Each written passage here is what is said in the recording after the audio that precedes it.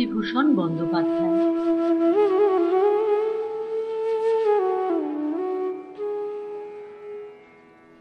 ঠাকুরদাদা আমার শৈশবের অনেকখানি জায়গা জুড়ে আছেন, সমস্ত শৈশব দিগন্তটা জুড়ে আছেন। ছেলেবেলায় জ্ঞান হয়েই দেখছি আমাদের বাড়িতে তিনি আছেন। তাঁর বয়স হয়েছিল প্রায় 100। জ্ঞান হয়ে পর্যন্ত দেখেছি তিনি আমাদের পশ্চিমের ঘরে রোয়াকে সকাল থেকে বসে থাকতেন। একটা বড় গামলায় গরম জল করে দিদি তাঁকে নাইয়ে দিত। ঠাকুরদাদা চোখে ভালো দেখতে পেতেন না। তাকে সকালে হাত ধরে রোয়াকে নিয়ে এসে তাঁর জায়গাটিতে বসিয়ে দিতে হতো। তামাক সেজে দিত দিদি। কেবল মা ঠাকুরদাদার ভাতের থালাটি নিয়ে তাকে খাইয়ে আসতেন। দিদি আবার তামাক সেজে দিত। কিছুক্ষণ পরে ঠাকুরদাদা বসে বসে আপন মনে কি বকতেন। একটু বেশি বেলায় বাবা নায়েবি করে কাছারি থেকে ফিরে বাড়ি ঢুকলেই ঠাকুরদাদা অমনি কান খাড়া করতেন। কে এলো? হরিশ? হ্যাঁ বাবা। বাবা হরিশ, আমার বড্ড খিদে পেয়েছে। সে কি বাবা, আপনাকে এখনো ভাত দেয়নি? না বাবা, খিদেয় মরছি। হরিশ, ভাত দিতে বলে দে। বাবার বয়স 50-এর উপর। মাথার চুল প্রায় সব সাদা হয়ে গিয়েছে। বেশ মোটাসোটা নাদুস নুদুস চেহারা। সবাই বলে বাবা নাকি দেখতে সুপুরুষ। বাবা মাকে অনুযোগ করলেন, আচ্ছা বাবাকে এখনো ভাত দাওনি? ছি ছি, এত বেলা হলো। মা বললেন, উমা, সে কি গো, 10টার সময় যে আমি নিজে হাতে খাইয়ে এসেছি। বাবা চেঁচিয়ে ডেকে বললেন, ও বাবা। কি হরিশ? আপনাকে আপনার বৌমা খাইয়ে এসেছে যে। কি বলছেন আপনি? না না, হরিশ, মিথ্যে কথা। আমাকে কেউ ভাত দেয়নি, না খেয়ে মোলাম আমি। বলেই ঠাকুরদাদা ছেলে মানুষের মতো খুঁতখুঁত করে কান্না শুরু করে দিলেন। মা রাগ করে বলে উঠলেন, বুড়ো 72, মরেও না, 7 কাল জ্বালাবে। তোমার সাধের হিমে গিয়ে তোমায় খাওয়াক মাখাক। আমি আর যদি কাল থেকে তোমায় দেখি, তবে আমি বেনি মুখুজ্জের। বাবা দুঃখিত স্বরে বললেন, আহা বড় বউ, ছেলেপিলের সামনে? কি ছেলেপিলের সামনে? কে না জানে সোহাগের মিমির কথা? 72 বুড়ো, 4 কালে গিয়ে ঠেকেছে।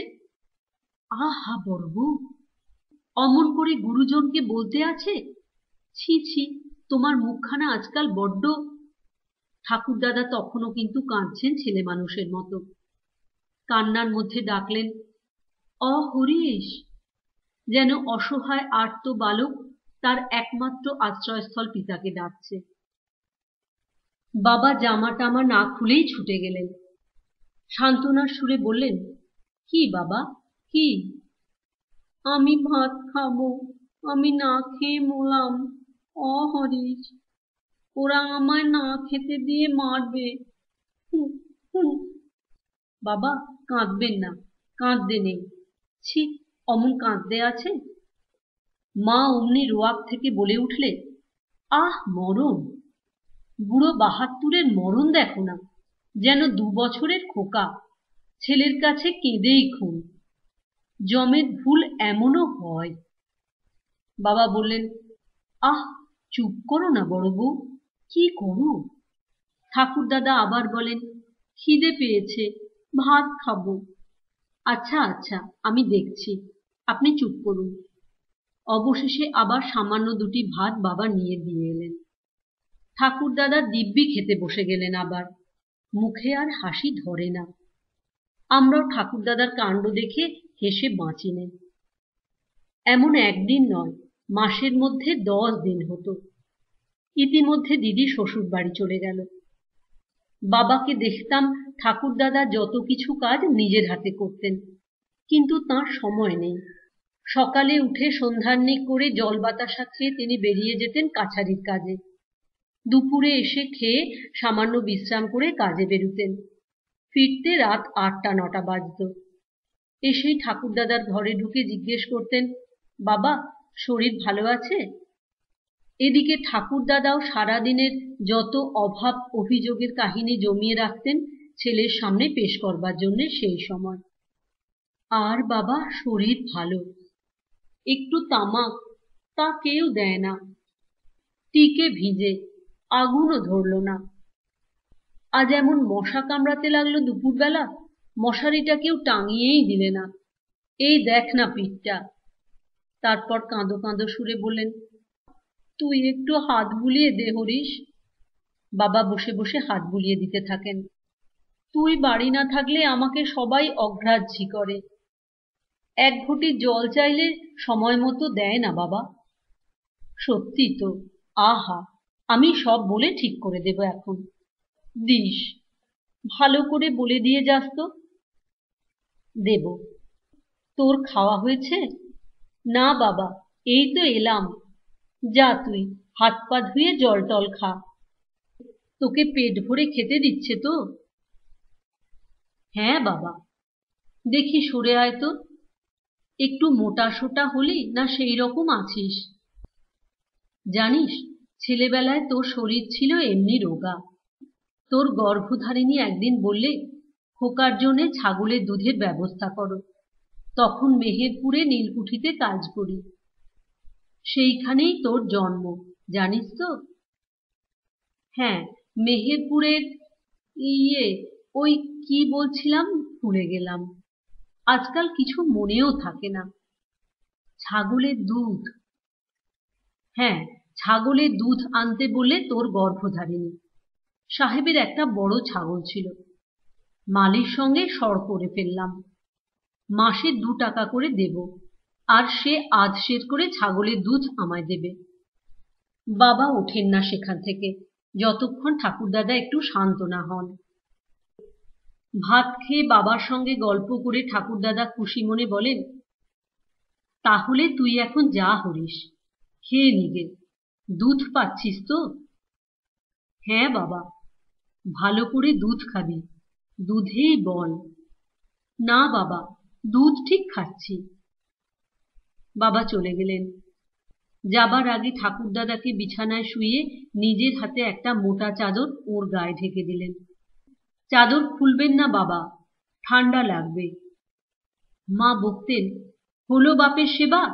বাবা, এমন কীর্তি কখনো দেখিনি। বাবা একটু লজ্জা ও সংকোচের সঙ্গে বলতেন, আহ, চুপ করো। কেন চুপ করব?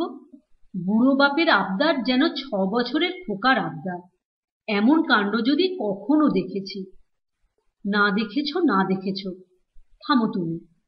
ওই যে কদিন বুড়ো আছে, তারপর আর সে সবাই জানে। তারপর কি আর তুমি বুনোপাড়ার দিগম্বর বুনোর সেবা করবে? এখন দুটো খেয়ে নিয়ে আমার মাথা কিনবে এসো। সেদিনই গভীর রাত্রে আমরা সবাই ঘুমিয়ে যখন, ঠাকুরদাদা নিজের ঘর খুলে হাতড়ে হাতড়ে বাইরে ডোয়াকে এসে ডাকছেন, অ বৌমা, অ হরিশ। বাবা ধর্মর করে উঠে বাইরে এসে বললেন, কি বাবা, কি হয়েছে? কি হয়েছে? বাবা, হরিশ, কি হয়েছে? বৌমা আমায় এখনো ভাত দিলে না। রাত কত হয়েছে দেখ তো। আমি বসে বসে ঘুমিয়ে পড়েছিলাম, ভাত হয়নি এখনো।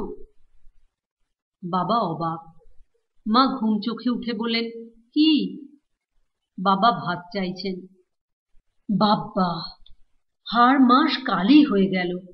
ঢের ঢের সংসার দেখেছি, ঢের ঢের শ্বশুর দেখেছি, কিন্তু এমন ধারা কাণ্ড কারখানা কখনো শুনিও নি, কখনো দেখিও নি। চেঁচালে কাজ চলবে? ও কি সব সময়? ইতিমধ্যে আমার নির্বিকার ঠাকুরদাদা, যিনি চোখে ভালো দেখেন না, কানেও ভালো শোনেন না, আবার ডেকে উঠলেন, অ হরিশ, অ বৌমা। যাই বাবা, যাচ্ছি। আমাকে ভাত দিয়ে যাও, খিদে পেয়েছে। বাবা গিয়ে ঠাকুরদাদাকে সান্ত্বনা দিতে লাগলেন, অবোধ শিশুকে যেমন লোকে সান্ত্বনা দেয়। তিনি খেয়েছেন সন্ধ্যার পরেই। তাঁর বৌমা ভাত দিয়ে গিয়েছে মাগুর মাছের ঝোল দিয়ে, মনে নেই তাঁর। তাঁকে ভাত না দিয়ে কি বাড়ির কেউ খেতে পারে? এখন রাত 2টো, এখন কি ভাত খেতে আছে? এখন খেলে তার অসুখ করবে। কাল সকালেই খুব ভোরে তাকে খেতে দেওয়া হবে। রাত তো ভোর হয়ে গেল। অমন করলে সবারই মনে কষ্ট দেওয়া হবে। অমন কি করা উচিত? ছি। ঠাকুরদাদা বালকের মতো আশ্বস্ত হয়ে বললেন, খেয়েছি। হ্যাঁ বাবা, আমার কথা বিশ্বাস করুন। মাগুর মাছ এনেছিলাম আপনার জন্যে হাট থেকে কিনে, তাই দিয়ে ভাত খেয়েছেন। সত্যি বলছি, আপনার সঙ্গে মিথ্যে কথা বলছি নে। চলুন, শোবেন, আসুন, ঠান্ডা লাগবে। ঘরের মধ্যে আসুন। আচ্ছা আচ্ছা, আসুন। বাবা হাত ধরে ঠাকুরদাদাকে ঘরের মধ্যে নিয়ে গিয়ে যত্ন করে শুইয়ে দিয়ে চাদর দিয়ে ঢেকে দিয়ে আবার এসে শুয়ে পড়লেন। মা বললেন, সহজে মিটল? মেটাতে জানলেই মেটে। এখন থেকে বাবার জন্যে দুটো ভাত রেখে দিলে কেমন হয়? হ্যাঁ, তারপর ওই বুড়ো বয়সে পেট ছেড়ে দিক এই শেষ রাত্রিরে দিলে, তখন ঠেলা সামলাবে কে শুনি? বাবা ন্যায্য পক্ষেই বলতে পারতেন, যে এতকাল সামলে আসছে সেই সামলাবে, কিন্তু তা তিনি বলেন না। নীরবে গিয়ে আবার নিজের ছোট্ট খাটিয়াতে শুয়ে পড়েন। কাছারির কাজে বাবাকে কয়েকদিনের জন্য গোয়াড়িতে গিয়ে থাকতে হলো। যাবার সময় বারবার মাকে বলে গেলেন, ঠাকুরদাদার যেন কোনো অসুবিধে না হয়, অযত্ন না হয়। অযত্ন না হয় এ কথাটা বলতে বোধহয় সাহস করলেন না, তাহলে ধুমধুমা ঝগড়া বেঁধে যাবে। ঠাকুরদাদাকে গিয়ে বললেন, বাবা, আমি গোয়াড়ি যাচ্ছি, এই 5-6 দিন দেরি হবে, একটু বুঝে সুঝে চলবেন। আপনার বৌমাও তো কাজের লোক, ছেলে পুলে নিয়ে বিব্রত। কবে আসবি? বুধবার নাগাদ। আজ না গেলে হতো না? শনিবারের বারবেলা। নিশিকান্ত তরফদার বলতো মেহেরপুরের কুঠির জমানো বীজ ছিল শনিবারের বারবেলা। কে বললে আজ শনিবার? তবে কি বার? শুক্রবার। তা কি করে হয়? তুই বললি 5 দিন দেরি হবে, তবে আজ শনিবার হলো না? বাবার অত হিসেব এখনো মাথায় আছে? 5-6 দিন বললাম যে। আপনি ভাববেন না, কোনো অসুবিধে হবে না আপনার। বাবা তো চলে গেলেন। এদিকে 2 দিন বেশ কাটল। তারপরই ঠাকুরদাদা উৎপাত শুরু করলেন। রোজ সন্ধ্যের পর অভ্যেস মতো বলেন, অহরিশ। কেউ উত্তর দেয় না। মা আমাদের চোখ টিপে বারণ করে দিতেন বাবা বাড়ি আসেনি সে কথা বলতে, কারণ তাহলে ঠাকুরদাদা উদ্বিগ্ন হয়ে উঠবেন। অহরিশ, বাড়ি এলি? অহরিশ। আমি মায়ের শিক্ষা মতো বলতাম, না, এখনো আসেননি বাবা। আজ কখন কাছারি গেল? আমাকে বলে গেল না? আমরা উত্তর দিইনি। অহরিশ। ঠাকুরদাদা, তামাক সেজে দেব? এটিও মায়ের পরামর্শ। ওই একমাত্র উপায় ঠাকুরদাদাকে অন্যমনস্ক রাখবার। আমাদের বলতেন, বস আমার কাছে। আমি, আমার ছোট ভাই নীলু, ফুচু ও 2 বোন সরলা আর বিনু ঠাকুরদাদাকে ঘিরে বসি। সবাই এসেছে? বিনু এসেছে? আমার কাছে এগিয়ে এসে বস সব। শোন, সুদর্বনে 156 নম্বর লাটে আমার মনিবের কাছারি ছিল। পাইকপাড়ার রাজা ঈশ্বরচন্দ্র সিংহ, মস্ত বড় জমিদার। আমি যেখানে থাকতাম সে কাছারির নাম ছিল গরানহাটির কাছারি। সুদরি আর গরান কাঠের জঙ্গল কিনা, তাই নাম ছিল গরানহাটি। একবার নোনাতলার খালে আমাদের ডিঙি লেগেছে। মাঘ মাসের দিন, জলে শোন নেমেছে। সে কি ঠাকুরদা? শোন মানে জোয়ার, বেশোন মানে ভাঁটা। বেশোনে নৌকা চলে না সামনে, নোঙর করতে হয় ওদিকের গাঙে। তারপর কি বলছিলাম? ওই হলো মুশকিল। ঠাকুরদাদার কাছে গল্প শুনবার সুখ নেই, কেবল ভুলে যাবেন। বলছিলেন শোন নেমেছে জলে। হ্যাঁ, তারপর দেখি এক মস্ত বাঘ জলে ডিঙির পাশে জল খাচ্ছে। আমাদের সঙ্গে উজির আলী বিশ্বাস ছিল বড় শিকারী। সে অমনি বন্দুকের চোং বাগিয়ে 1 দেওর করলে। 1 দেওর, 2 দেওর, ব্যাস, বাঘ উল্টে পড়ল খালের জলে। হ্যাঁ মনু, কি? তোর বাবা এলো? না, এখনো আসেননি। গিয়ে দেখে এসো দাদা ভাই আমার। হরিশ, আসেননি বাবা, গল্প বলুন ঠাকুরদা। দেখে এসো না দাদা ভাই। দেখতে হবে না, আসেননি। এলে আপনার সঙ্গে কথা বলতেন না। ঠাকুরদা আবার গল্প বলতে শুরু করলেন। বাঘের গল্প জমাতে পারলেন না, কেবল ভুলে যান, আবার গোড়া থেকে শুরু করেন, উল্টো পাল্টা করে ফেলেন। কখন বলেন শিকারীর নাম উজির আলী বিশ্বাস, কখনো বলেন তার নাম আজিমুদ্দি বিশ্বাস। এমন সময় মা ভাত নিয়ে এলেন। আমরা বললাম, ঠাকুরদা, ভাত এনেছে মা। ও, এসো বৌমা, কি রাঁধলে? মাছের ঝোল আর চচ্চড়ি। হরিশ আসেনি বৌমা? না। এখনো এলো না? রাত তো অনেক হয়েছে। রাত বেশি হয়নি, আপনি খেতে বসুন, আমি দুধ আনি। হরিশ এলে বলো আমার সঙ্গে যেন দেখা করে। মা চলে গেলেন। ঠাকুরদাদা সামনে দাঁড়ালে ঝুড়ি ঝুড়ি মিথ্যে কথা বলতে হবে। ঠাকুরদাদা খাওয়া শেষ করে কিন্তু অন্য দিনের মতো শুতে গেলেন না। ঠায় অনেক রাত পর্যন্ত রোয়াকে বসে রইলেন, আর কেবল মাঝে মাঝে যার তার পায়ের শব্দ শুনে বাবার নাম ধরে ডাকতে শুরু করলেন।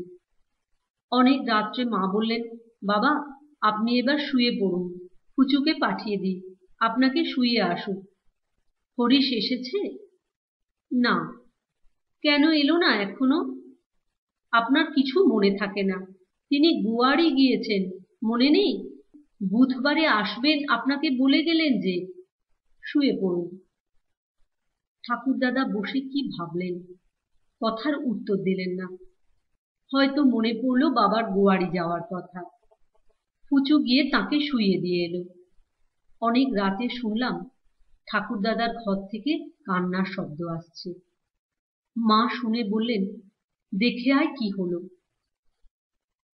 গিয়ে দেখি ঠাকুরদাদা বিছানার উপর উঠে বসে কোণের দিকে হাত বাড়িয়ে লাঠি হাতড়াচ্ছেন। তিনি নাকি এক্ষুনি বাবার সন্ধানে বেরোবেন। বাবা কেন আসেননি এখনো? তিনি মোটেই ঘুমুতে পারেননি নাকি? আমরা জানি এই কথা ঠিক নয়। ঠাকুরদাদা বসে বসে ঢুলে পড়েন, তিনি না ঘুমিয়ে আছেন এত রাত পর্যন্ত। ইস, তার জানি নে। ঠাকুরদাদাকে বোঝাবার অনেক চেষ্টা করলাম। অবশেষে মা গিয়ে কড়া সুরে বললেন, আচ্ছা বাবা, আপনার কাণ্ডখানা কি শুনি? ওরা ছেলে মানুষ, ওদের ঘুমুতে দেবেন না একটু? 100 বার আপনাকে বলা হচ্ছে তিনি গোয়াড়ি গিয়েছেন, বুধবারে আসবেন, আপনি কিছুতেই তা শুনবেন না। রাত দুপুরে উঠে বাঁধিয়ে দিলেন গোলমাল। ওরকম করলে থাকুন আপনি সংসারে, আমি একদিকে বেরুই। মাকে ঠাকুরদাদা ভয় করতেন। মা ঘরে পা দিতেই তিনি বেশ নরম হয়ে এসেছিলেন। সুর সুর করে চাদর মুড়ি দিয়ে শুয়ে পড়লেন। সকালে উঠে আমায় কাছে ডাকলেন, শোন মনু। কি? দাদা ভাই, দাদু আমার, একটা পয়সা দেব এখন। ঠাকুরদাদা নিঃস্ব নিষ্কপটদক লোক, তিনি পয়সা দেবেন এ কথা যদিও আমি বিশ্বাস করি নে, তবুও বলি, কি বলছেন? তোর বাবার চিঠি এসেছে? না। আজ কি বার? সোমবার। হরিশ কবে আসবে? বুধবারে। আচ্ছা যা। বুধবারে বাবা কি জন্যে যেন এলেন না, কি জানি। ঠাকুরদাদা সারাদিন রোয়াকে বসে রইলেন, গম্ভীর মুখে তামাক খান, আর মাঝে মাঝে বলেন, কে এলো? হরিশ। কিসের পায়ের শব্দ রে? ও ফুচু, ও নীলু। ফুচু বলে, আমাদের রাঙি গাইয়ের বকনা ঠাকুরদা। ও, এই রকম চলল সারাদিন। রাত্রে খাবার সময় খেতে বসেছেন, আর মাঝে মাঝে কান খাড়া করে রেলগাড়ির শব্দ শুনবার চেষ্টা করছেন। মুখে কিছু বলেন না, হঠাৎ বড় গম্ভীর হয়ে গিয়েছেন। আমি তামাক সেজে ঘরে ঢুকতেই চমকে উঠে বললেন, কে? আমি মনু। 9টার গাড়ি গিয়েছে জানিস? এখনো যায়নি, আপনি শুয়ে পড়ুন। শব্দ পাসনি গাড়ি? না। ও, বাবার কথা মুখেও আনলেন না, বললেন, পান ছেঁচে এনেছিস, নিয়ে আয়। বাবা তার পরদিনও এলেন না। ঠাকুরদাদা কিন্তু আশ্চর্য রকমের গম্ভীর হয়ে গিয়েছেন। আর কিছু জিজ্ঞেস করেন না, বাবার নাম ধরে ডাকেনও না। শুক্রবার দিন সন্ধ্যের গাড়িতে বাবা বাড়ি এলেন। ঠাকুরদাদা অভিমানে কথাই বলেন না। বাবা বুঝতে পারলেন। মাকে বললেন, বাবার দেখছি রাগ হয়েছে, যাই দেখি ব্যাপারটা। ঠাকুরদাদা তামাক খাচ্ছেন। বাবা গিয়ে বললেন, বাবা। পায়ের ধুলো নিয়ে প্রণাম করলেন। ঠাকুরদাদার মুখে কথা নেই। বাবা কেমন আছেন? ঠাকুরদাদা নিরুত্তর। বাবা রাগ করলেন নাকি? তা আমি আবার রানাঘাট যাচ্ছি কাল সকালবেলা। রাগ হয় না? এবার ঠাকুরদাদা আর না বলে থাকতে পারলেন না। কেননা ওই যে বাবা বললেন কাল সকালেই রানাঘাট যাবেন, ওতেই ঠাকুরদাদার রাগ জল হয়ে গিয়েছিল একেবারে। বাবা হেসে বললেন, আপনি রাগ করতে পারেন, তবে আমি পরের কাজ করি। কাজ সারতে গেলে 2-1 দিন দেরি হয়েই যায়। আমার জন্য কি আনলি? ভালো জিনিস এনেছি, আপনার ভালো লাগবে। কেষ্টনগরের সর ভাজা। তা দিতে বল বৌমাকে। সে সময় মা কালীতলায় প্রদীপ দিতে গিয়েছিলেন। আসতে দেরি হলো। ঠাকুরদাদা অধীরভাবে বারবার আমাকে বলতে লাগলেন, এলো তোর মা? ও মনু। বাবা চলে গিয়েছেন নটবর বাড়ুজ্যে চণ্ডী মণ্ডপে পাশা খেলতে। ঠাকুরদাদা আমাদেরই বারবার জিজ্ঞেস করতে লাগলেন, যা না তোর মার কাছে। ঠাকুরদাদার উদ্বেগের ন্যায্য কারণ যে ছিল না তা নয়। মা ঠাকুরদাদাকে বিশেষ পছন্দ করতেন না গোড়া থেকেই। তার জন্যে খাবার এলে বাবা দাঁড়িয়ে থেকে না দিলে ঠাকুরদাদার ভাগ্যে অনেক সময় শূন্যের অঙ্ক লেখা হতো। এ আমি জানি। মা বলতেন, ছেলেপিলেরা খাবে আগে, তা নয় 72-এ বুড়ো খোকনকে আগে খাওয়াও। অত আমার শ্বশুর ভক্তি নেই। উনি আমার কি করেছেন কোন কালে? কখনো একখানা কাপড় দিয়েছেন পুজোর সময়, ওর হাতে যখন পয়সা ছিল, যখন পাইকপাড়ায় কাজ করতেন? আমি আজ আসিনি এ সংসারে, আমারও হয়ে গেল 30 বছর। আজই না হয় ভীমরতি হয়েছে। কোনো কালে উনি ভালো ছিলেন? ওই ছেলে আর ছেলে, আর সব বানের জলে ভেসে এসেছিলাম। একটু নাড়ু কিংবা এতটুকু আমসত্ত্ব ছেঁড়া পড়তো ঠাকুরদাদার ভাগ্যে। বাবা নিজের হাতে খাবার নিয়ে ঠাকুরদাদাকে দিতেন বোধহয় এই জন্যেই। আর ঠাকুরদাদাকে না খাওয়ালে বাবার যেন তৃপ্তি হতো না। আষাঢ় মাসে ঠাকুরদাদা জ্বরে শয্যাশায়ী হয়ে পড়লেন, আর উঠতে পারলেন না। বাবা তাঁকে বিছানা থেকে উঠিয়ে মুখ ধুইয়ে কাপড় ছাড়িয়ে ওষুধ খাইয়ে দেন। বেদানার রস করে মিছরির গুঁড়ো মিশিয়ে খাওয়ান। কাছারি থেকে আসবার পথে ঠাকুরদাদার ঘরে কিছুক্ষণ বসে তবে এসে স্নানাহার করেন। কি উদ্বেগ তাঁর ঠাকুরদাদার অসুখের জন্যে। মাকে বলতেন, বাবার জ্বর কত দেখেছিলে? উনি তো ভুলে যান, ওষুধ ঠিক মতো দেবে। সেরে উঠেও ঠাকুরদাদা প্রায় মাস 2 বিছানা ছেড়ে উঠতেই পারেন না। বাবা আজ ছাগলের দুধ, কাল কুমড়োর মেঠাই, পরশু আমলকির মোরব্বা, যে যা বলে জোগাড় করে নিয়ে এসে খাওয়ান ঠাকুরদাদা গায়ে বল পাবেন বলে। ঠাকুরদাদাও হয়ে গেছেন একেবারে বালক। তার উৎপাতের জ্বালায় বাড়ি শুদ্ধ লোক অতিষ্ঠ হয়ে উঠল। কেবল দিনরাত খাই খাই, আর একে ডাকছেন তাকে ডাকছেন। আমরা পারতপক্ষে কোনোদিনই কেউ ঠাকুরদাদার ঘেঁষ বড় একটা নিই নে। এখন তো একেবারে ত্রিসীমা নাই ঘেঁষিনে। 10 বার ডাক দিলে একবার উত্তর দিই কিনা দিই। মা ভাতের থালা দিয়ে আসেন নিয়ে আসেন এই পর্যন্ত। কথার জবাব দিলেও খুব হৃষ্টচিত্তে দেন না। যা দেন তাও আবার অত্যন্ত সংক্ষিপ্ত। অথচ সেই মাই নদীর ঘাটে বাড়ুজ্যে গিন্নির সঙ্গে 1 ঘন্টা ধরে হাবরহাটি বকেন। ঠাকুরদাদা অসহায় শিশুর মতো বাবার পথ চেয়ে বসে থাকেন। বাবার পায়ের শব্দ পেলেই সুর ধরেন, অহরিশ এলি, অহরিশ। আর ঠিক বাবার পায়ের শব্দ চেনেন ঠাকুরদা। বাবা এসে নিজে দেখাশুনো করবেন, নাওয়াবেন, খাওয়াবেন ঠাকুরদাদাকে। বাবা এলেই ঠাকুরদাদা যত কিছু অভিযোগ শুরু করে দেবেন। তার কাছে ছেলে মানুষের মতো বৌমা আমাকে এ করেনি, আমাকে তা দেয়নি, তাতে ঠাকুরদাদা মায়ের সহানুভূতি আরো হারাতেন। বাবা তা জানতেনও, সেজন্যে নিজে সর্বদা খবরদারি করতেন। কারো হাতে ঠাকুরদাদাকে ছেড়ে দিয়ে বাবার বিশ্বাস হতো না, দিদি ছাড়া। দিদি তো শ্বশুর বাড়ি চলে গিয়েছে। পৌষ মাসে বাবা আবাদে গেলেন পৌষ কিস্তির খাজনা আদায় করতে। বারবার মাকে বলে গেলেন ঠাকুরদাদার যেন অযত্ন না হয়। মা বললেন, কেন, আমি কি বুড়োকে গলা টিপে মেরে ফেলবো নাকি? ছি, অমন বলতে নেই। না, তুমি সেই রকম কথাবার্তা বলছো কিনা তাই বলছি। তবে আমার সংসারে কাজকর্ম সেরে সব দিক দেখতে তো পারি নে। যতদূর পারি চিরকাল যা হয়ে আসছে তাই হবে।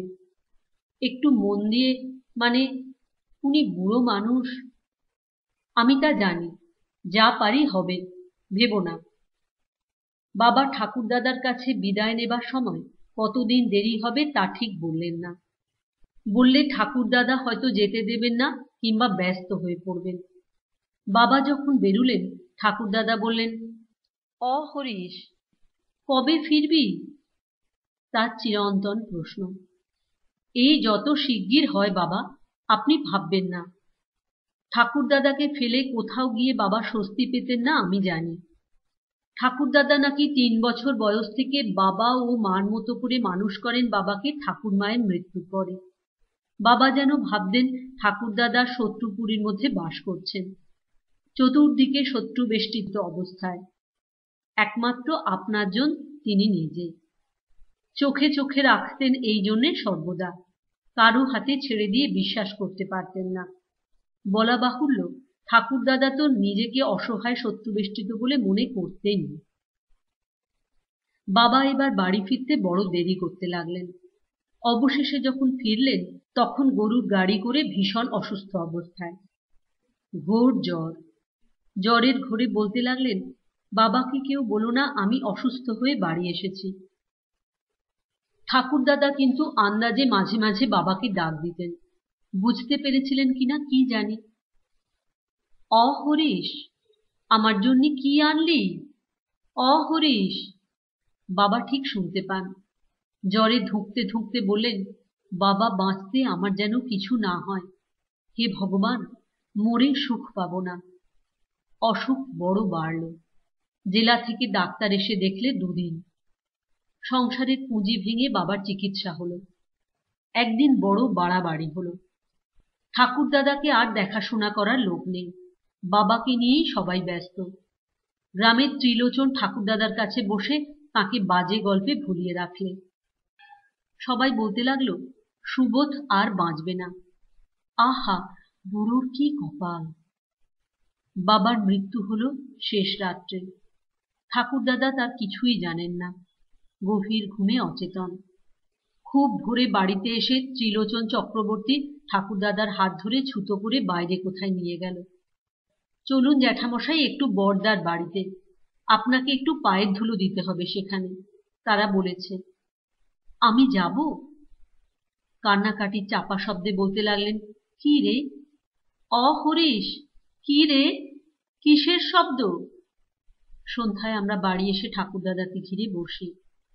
হঠাৎ আমার বড় মমতা হলো ঠাকুরদাদার অসহায় মুখের দিকে চেয়ে। নতুন কেমন একটা মমতা, যা এতদিন মনের মধ্যে খুঁজে পাইনি।